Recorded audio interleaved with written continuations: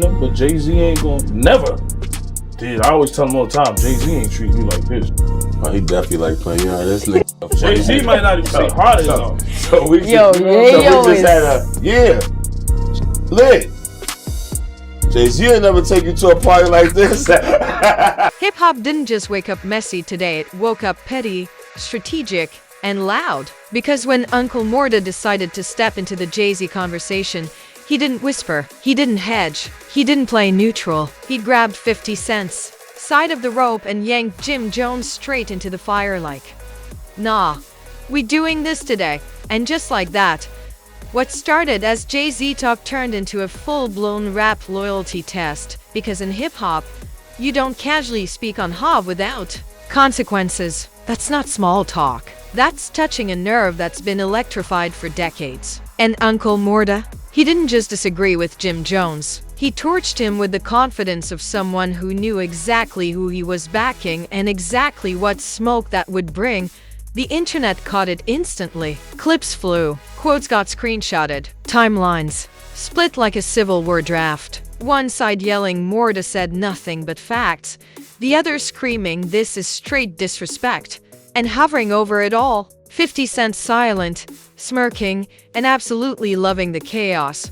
Because when Murda speaks, it's never accidental. It's calculated blunt force. And when he rides with 50, history tells us this isn't just commentary. It's positioning. This isn't about Jay-Z anymore. This is about power, loyalty, and who still gets to speak loud in rap without getting checked.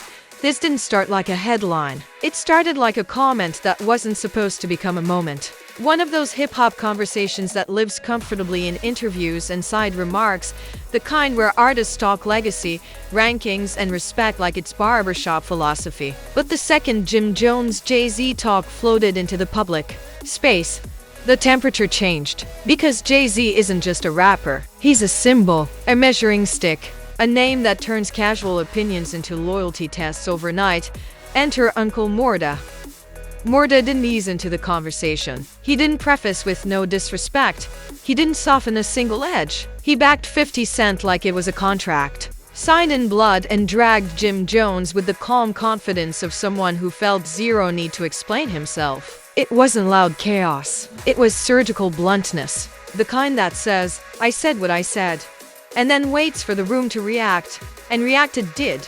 Because in hip-hop, when someone publicly aligns with 50 Cent, that's not just a cosign. That's a declaration. 50 doesn't do neutral. He does sides. He does smoke. He does long memories and longer timelines. So when Uncle Murda spoke up in this Jay-Z conversation, everyone instantly understood the subtext. This wasn't just about Hav. This was about who's allowed to talk spicy without getting checked.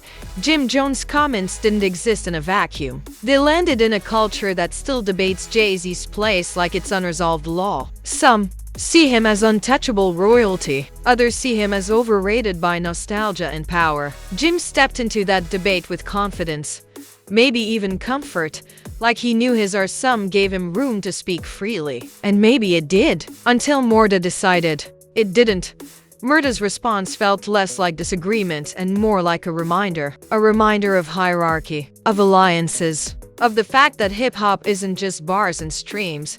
It's relationships, grudges, and who's willing to stand 10 toes down when things get uncomfortable. He didn't argue Jim's point academically. He dismissed it energetically. And dismissal hits harder than debate. The internet immediately picked up on the tone. This wasn't playful ribbing. This wasn't friendly critique. This was a drag, delivered with the type of sarcasm that sounds casual until you realize it left a mark. Screenshots flew. Quotes circulated. Fans replayed the words like they were trying to catch hidden meanings between syllables. And because it involved Jay-Z, nobody stayed quiet. What made this moment explode was timing. Hip-hop has been in a constant identity crisis lately, arguing about legends versus new blood, relevance versus nostalgia, streams versus impact. Jay-Z sits at the center of that storm, whether he speaks or not. So when Jim Jones touched that nerve, Murda's reaction didn't just defend a person. It defended an era, a structure, a power balance, and let's be honest, Murda backing 50 Cent is never accidental.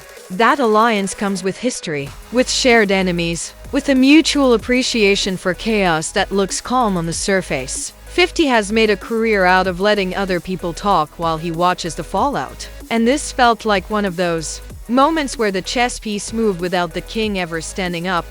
Jim Jones didn't respond immediately, and that silence became its own character in the story. In hip-hop, silence after disrespect isn't always strategy. Sometimes it's calculation. Sometimes it's disbelief. Sometimes it's waiting to see how the crowd reacts before choosing a direction. And the crowd was loud. Some fans applauded Murda, calling it honesty, calling it loyalty, calling it someone finally saying out loud what others only say in private. Others accused him of writing for 50 too hard, of dismissing Jim's right to speak, of turning a discussion into a personal drag for clout. Both sides spoke with absolute certainty, because nuance doesn't trend well.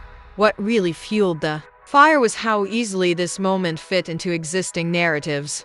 Jim Jones has always been polarizing, respected by some, questioned by others. Jay-Z has always been protected and provoked in equal measure. 50 Cent has always hovered in the background like a villain who enjoys watching the plot twist. Murda, stepping in, felt like the universe following a script fans already believed in.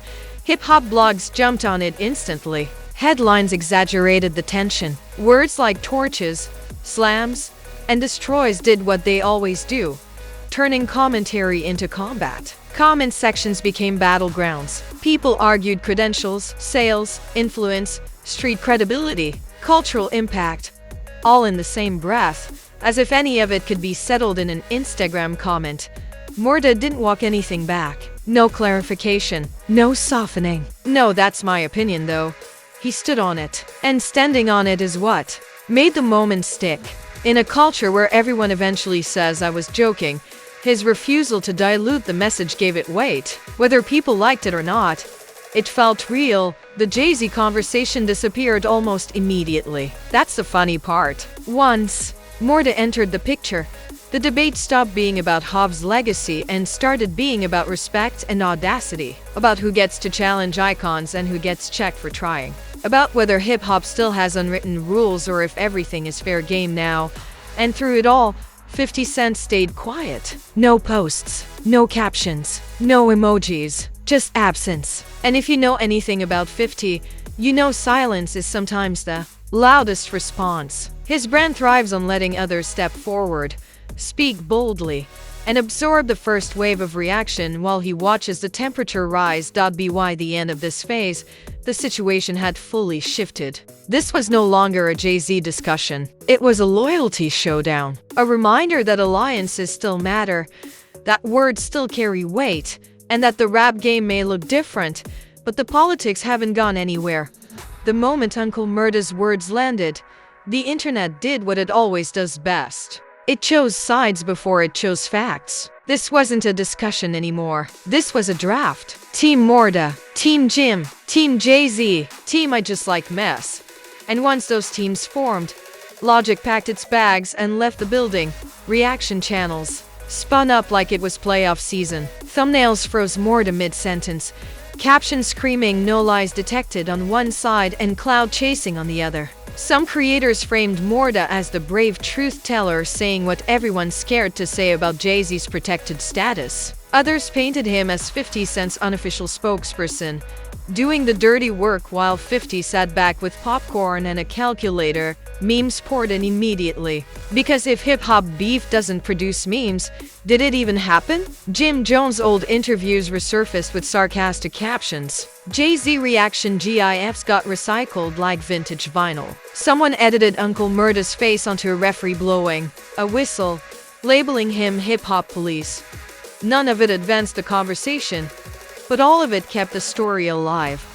What made this escalation different was how quickly it turned into a referendum on respect. Not just for Jay-Z, but for hierarchy itself. Who gets to critique legends? Who earns the right to challenge narratives that have been cemented for decades? Fans started arguing resumes like lawyers arguing case law. Album sales, longevity, influence, street credibility, cultural impact. Every metric got weaponized, and Jim Jones' silence. That silence screamed. Some interpreted it as strategic restraint, the veteran move of letting the storm pass. Others read it as hesitation, maybe even surprise at how aggressively Murda dismissed him. In hip-hop, timing is everything, and every hour without a response added another layer of speculation. Meanwhile, 50 Cent's quiet presence loomed like a shadow you can't escape. He didn't post, but that didn't matter. Everyone knew exactly where he stood. The internet treated his silence like a smirk,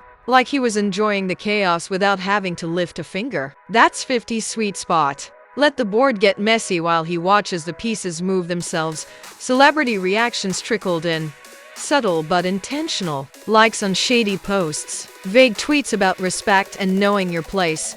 Cryptic captions that could apply to anyone but somehow felt aimed. Each interaction got dissected like it was part of a hidden conversation the public wasn't supposed to hear. And that sense of being in on it kept people hooked. The conversation drifted from Jim Jones entirely at times and circled back to Jay-Z's untouchable aura. Some fans questioned why any critique of Hov is treated like blasphemy. Others argued that legacy earns protection, not criticism. That debate has existed for years, but Murda's comments reignited it with gasoline instead of sparks.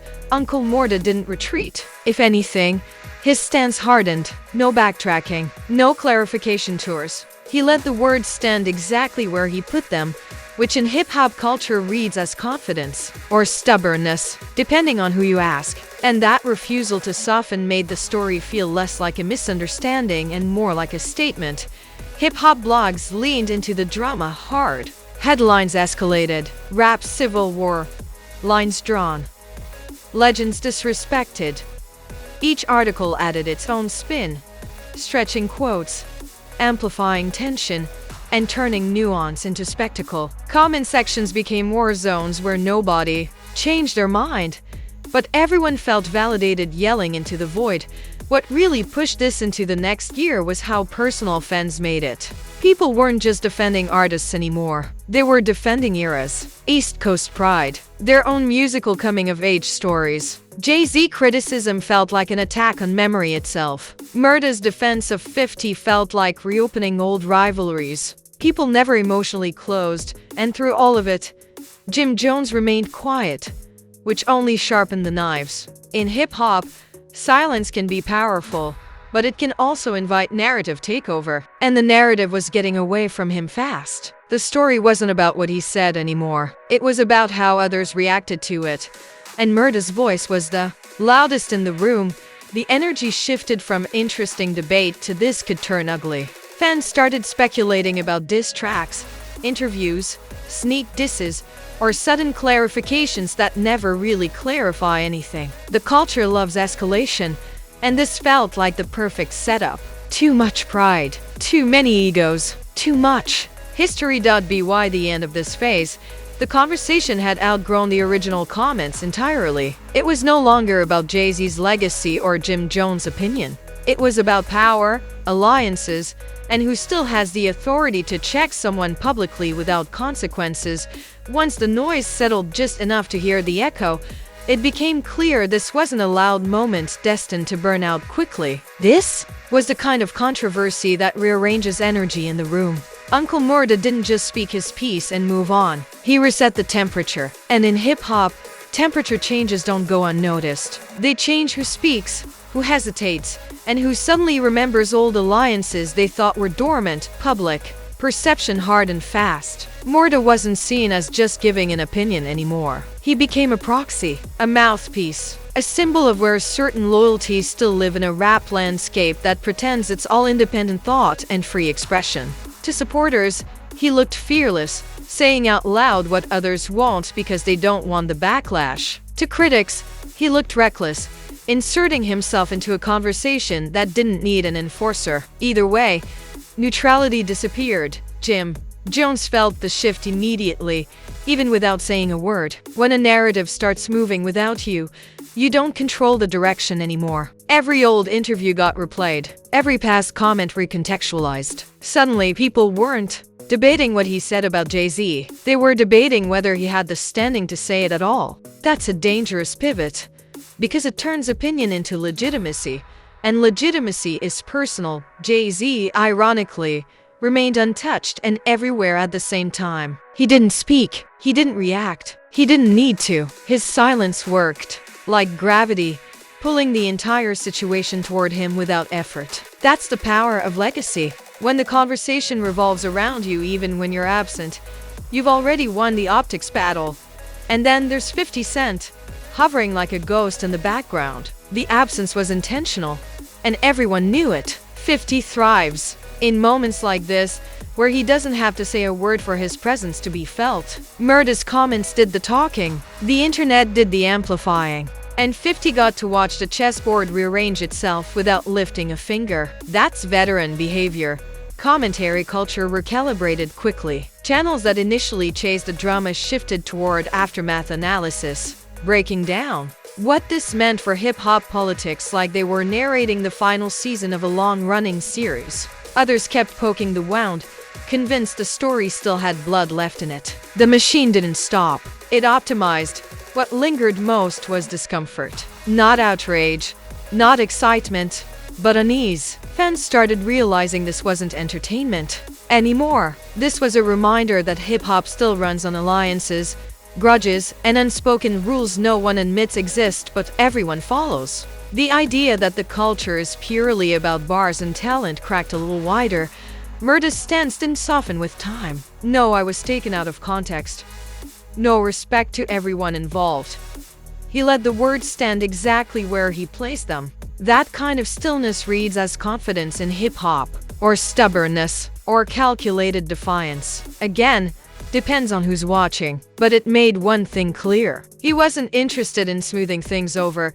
Jim Jones' response, or lack of one, became its own conclusion. Whether strategic or reluctant, the silence allowed the narrative to crystallize without resistance. And once a narrative hardens, it's nearly impossible to reshape without escalating the conflict further. Sometimes saying nothing is the safest move. Other times, it's an admission that the moment has passed. The broader impact landed quietly. Artists became more careful with their words. Interviews tiptoed around legacy talk. Opinions got padded with disclaimers. Nobody wanted to be the next headline dragged into a loyalty debate they didn't ask for. Murda's comments reminded everyone that speaking freely in hip-hop still comes with consequences, especially when legends are involved. What this really exposed was the illusion of open conversation. Everyone says hip-hop welcomes debate, but moments like this reveal the invisible fences. You can talk, just don't talk too much. You can critique, just don't critique the wrong name. And if you do, be prepared for someone to remind you where they think you stand. By the time the timeline moved on to the next distraction, this moment stayed embedded, not trending, not viral, just remembered, brought up whenever Jay-Z's name resurfaces, whenever Jim Jones speaks confidently, whenever Uncle Murda opens his mouth and people listen a little closer than before. This wasn't a beef. It wasn't a diss. It was something quieter and more revealing. A reminder that hip-hop still runs on power structures that don't show up on streaming charts. A reminder that loyalty still matters, even in an era obsessed with independence. And a reminder that sometimes the loudest move is letting someone else say what you're thinking. And this is why hip-hop conversations never stay just opinions, because the moment someone speaks too freely, the culture reminds them where the invisible lines really are. What started as Jay-Z talk turned into a loyalty audit, and Uncle Murda didn't hesitate to show exactly where he stands. Whether you call it honesty or overreach, one thing's clear: this wasn't accidental. And it definitely wasn't. Light.so don't sit there acting neutral. I know you've got a take. Drop it in the comments right now. Was Uncle Murda speaking facts and defending hip-hop hierarchy? Or did he take it too far, dragging Jim Jones over a conversation that should have stayed open? Does Jay-Z deserve immunity from critique? Or is every legend fair game once the mic is on? Say it loud, because the comment section is where the real debates happen. Now smash that like button like it owes you money, because every like tells the algorithm you want the raw breakdowns, not the sugar-coated industry PR versions. And if you're not subscribed yet, That's risky behavior. Hit subscribe now before the next rap civil war kicks off and you're late trying to catch up, because over here, nothing gets brushed off. Loyalty gets tested, silence gets decoded, and every so-called small comment turns into a chess move once the right names are involved. New shots, new sides, new moments that make yesterday's drama look light. Stay tapped in, stay opinionated, stay reckless in the comments. This is Truth Tattleware.